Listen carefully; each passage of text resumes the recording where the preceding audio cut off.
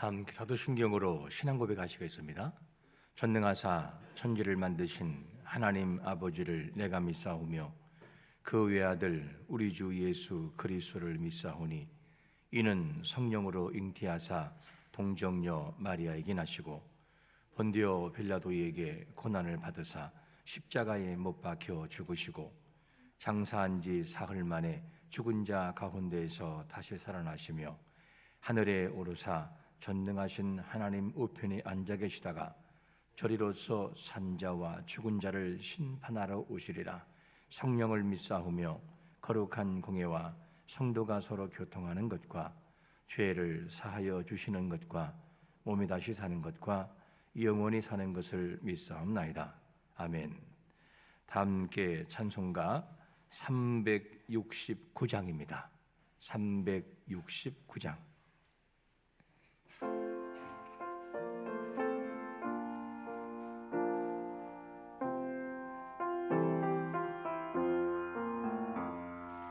죄짐 맡은 우리 구주 어찌 좋은 친근지 걱정 근심 무거운 짐 우리 주께 맡기세. 이런 짐지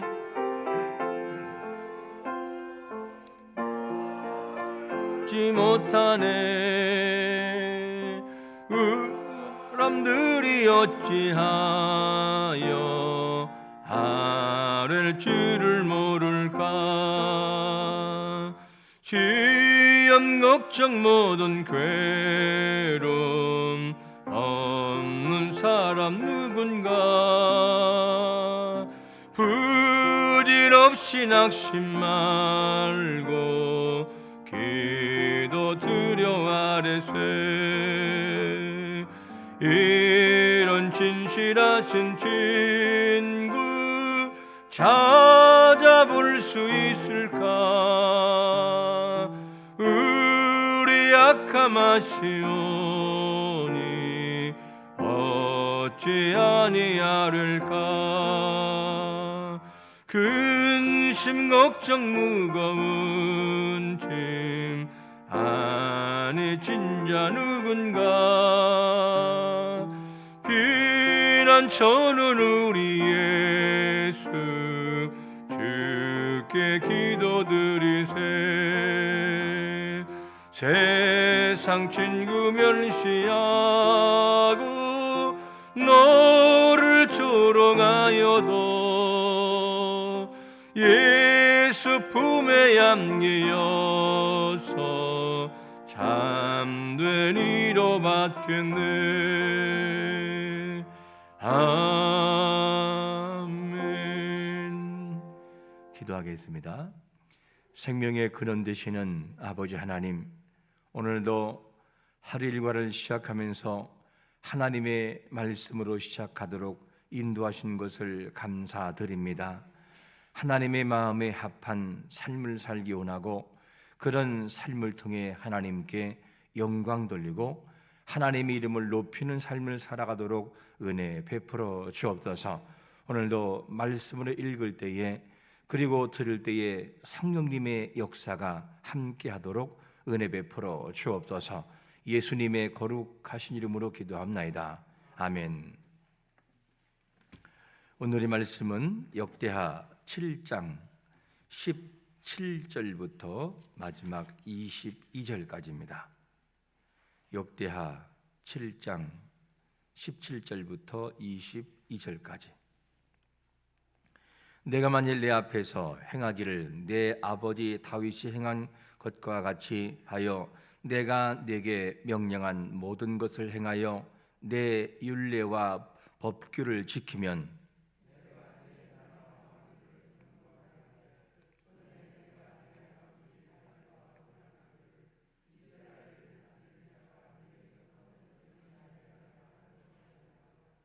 그러나 너희가 만일 돌아서서 내가 너희 앞에 둔 내 율례와 명령을 버리고 가서 다른 신들을 섬겨 그들을 경배하면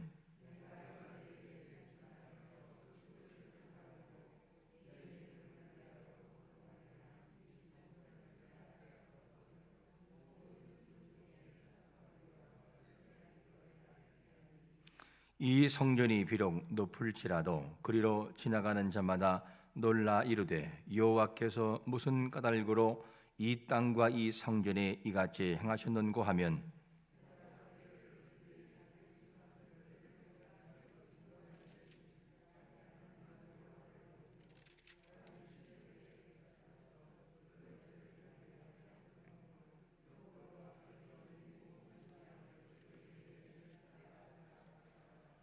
아멘. 오늘 제목의 말씀은 잊지 말아야 할 것, 이런 제목으로 말씀드리겠습니다. 우리가 앞에서 성전 완공을 마친 솔로몬을 향해서 하나님께서 말씀하시는 이 내용을 보았습니다. 그 말씀하신 내용을 보았더니만 솔로몬을 향해서, 즉 솔로몬이 기도한 대로 응답하시는 이 내용을 보았는데, 이 응답하시는 내용을 통해서 하나님이 어떤 분이냐? 하나님은 바로 우리의 기도를 듣고 계신 분이었다. 그리고 언제나 성전을 향하여 주목하시고 눈과 마음을 그곳에 두고 계신 그런 분이었다 하는 내용을 함께 보면서 하나님의 전에 나와 틈틈이 기도하기를 힘쓰는 삶을 살자, 이렇게 함께 적용해 보았습니다. 그리고 오늘의 말씀은 하나님께서 솔로몬에게 주시기로 한 이 약속을 그대로 보존하고 누리기 위해서는 어떤 삶을 살아야 되는가, 이 내용을 말씀하고 있는데, 먼저 솔로몬이 복을 받기 위해서 어떤 삶을 살아가야 한다고 말씀하고 있냐면, 첫 번째로 이렇게 말합니다. 다윗이 뭐 한 것 같이, 행한 것 같이 행하면 복이 보존되고 그대로 된다는 거죠. 이 내용이 17절에 보니까 이렇게 말씀합니다. 내가 만일 내 앞에 행하기를 내 아버지 다윗이 행한 것 같이 하여 내가 네게 명령한 모든 것을 행하면 내 율례와 법규를 지키면, 이게 무슨 말이냐면, 네가 정말로 너희에게 내가 주기로 한 약속을 받고 싶으냐? 그렇다면 네가 살아가는 삶의 기준이 내 아버지 다윗처럼 살아가라. 그가 내 앞에서 살아갔던 바른 마음처럼 네가 살아가면 반드시 그 모든 복을 누리며 살 것이다. 이 내용을 말씀하고 있습니다. 오늘 말씀 이전에 하나님께서 이 솔로몬에게 주신 복이 사실 너무나 많죠. 이렇게 하겠다, 저렇게 하겠다, 쭉 많이 있어요. 그런데 그 모든 것을 보존하려면 다윗이 살았던 삶의 그 모습처럼 반드시 살아가야 된다라는 것을 우리가 함께 보았어요. 솔로몬에게 주시기로 한 약속을 받기 위해서는 반드시 다윗의 삶을 떠나서는 안 돼요. 그렇게 살아가는 삶이 필요한데, 그러면 하나님은 다윗을 향해서 뭐라고 했죠? 다윗은 내 마음에 합한 사람이다. 내 마음에. 이 말이 무슨 말이냐면, 다윗의 살아가는 삶을 보면 항상 중심 속에 하나님이 있어요. 여호와가, 그리고 여호와를 보시기에 여호와를 위하여 늘 그런 삶을 살아가는 것을 봐요. 왜 다윗이 여호와의 궤를 예루살렘으로 옮기려고 했었죠? 이유는 뭐냐? 하나님의 영광, 즉 하나님이 이곳에 계셔야 된다라고 하는 하나님의 의존 사상, 하나님을 신뢰하는 그 믿음이 그의 중심 속에 있으니까 언제나 하나님을 우선으로 사는 것이 누구냐? 다윗의 마음이었어요. 사람에게는 두 종류가 있어요. 애를 써야 그렇게 되는 사람이 있고, 마음 중심에서 그냥 그런 마음이 생기는 사람이 있어요. 다른 말로 말하면 하나님이 늘 도와주는 사람의 마음속에는 하나님을 생각하게 돼 있어요. 억지로 생각하지 않으려고 해도 나의 하나님, 하나님의 영광을 위해서 하나님이 기뻐하는 모습으로 하나님께 영광 돌려야지, 하나님이 보고 있어 하나님을 사랑해야지, 이런 마음이 그냥 저절로 드는 것처럼, 물론 성령께서 마음속에 감동하니까 되지만, 이렇게 다윗의 마음속에는 늘 하나님을 바라보는 중심이 돼 있는 사람이었어요. 그러니까 하나님께서 이 다윗을 사랑하는 것을 봐요. 이스라엘의 제1대 왕이었던 사울을 패하고 제2대 왕이었던 이제 왕을 선택할 때 이새의 아들들 중에 여러 아들들이 있었죠. 그런데 이렇게 여러 아들들이 있었지만 그 중에 사람을 세울 때 하나님께서 뭘 보냐? 중심을 보셔요. 그래서 하나님은 어떤 분이냐면 사무엘상 16장 7절이 보니까 이런 분이라고 말씀하죠. 우리 한번 같이 읽어봅니다. 시작. 여호와께서 사무엘에게 이르시되 그의 용모와 키를 보지 말라. 내가 이미 그를 버렸노라.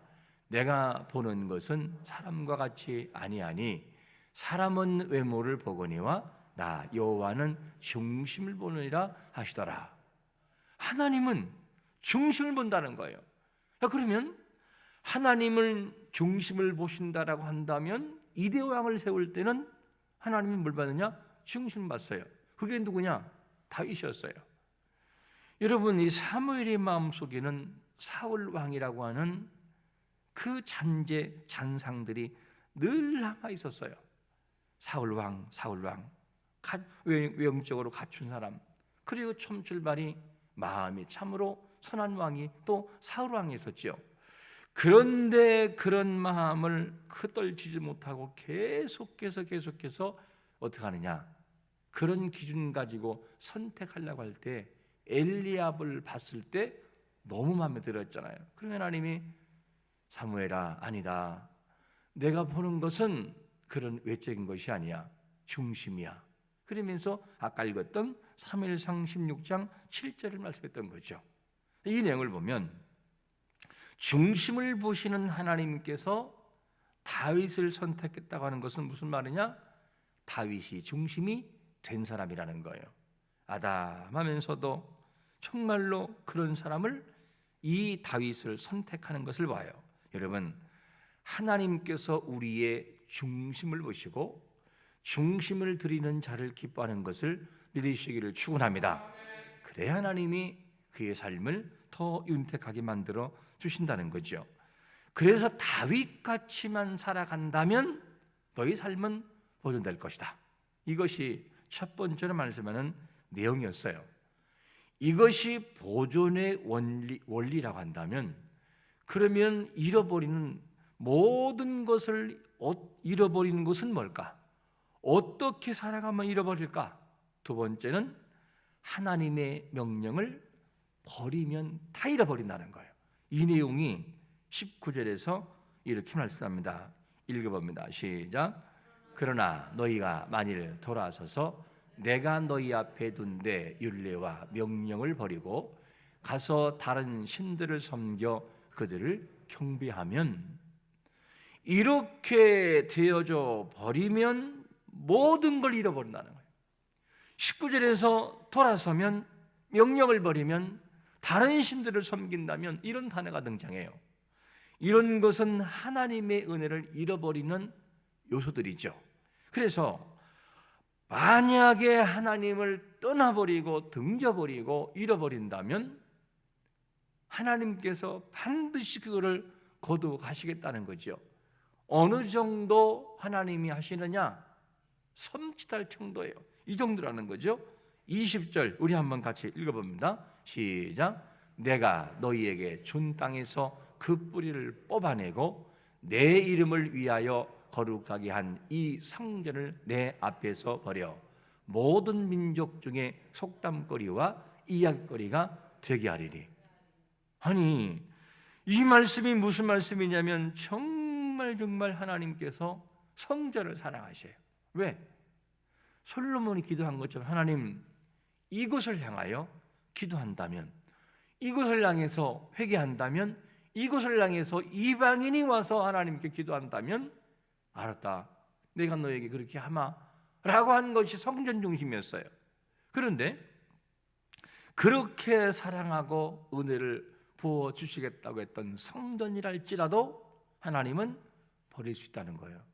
왜? 너희들이 만약에 나를 떠난다면, 너희들이 나를 등진다고 한다면, 그렇게 내가 중요하고 내 임재를 상징하는 성전이랄지라도 내가 그걸 버려 속담거리가 되게 했다. 이게 하나님의 굳은 마음이죠.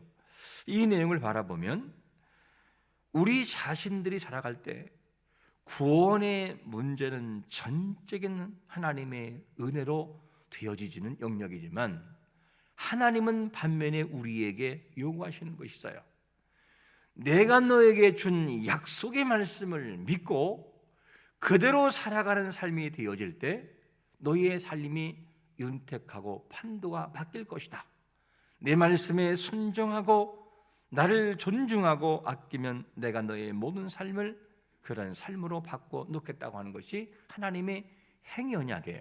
그러므로 우리 자신들에게 있어서 구원의 은혜를 받은 것은 사실이지만, 하나님은 우리에게 요구하실 때 행위적인 언약을 요구하신다. 그게 뭐냐? 경외사상이에요. 하나님을 어떤 상황에서도 신뢰하고 나가면 하나님이 그와 함께한다는 사실을 항상 잊지 않고 살아가야 됩니다. 그래서 이 상급의 문제만큼은 뭐가 있느냐? 우리의 행위적인 언약을 하나님이 요구하셔요. 꼭 그걸 요구하십니다.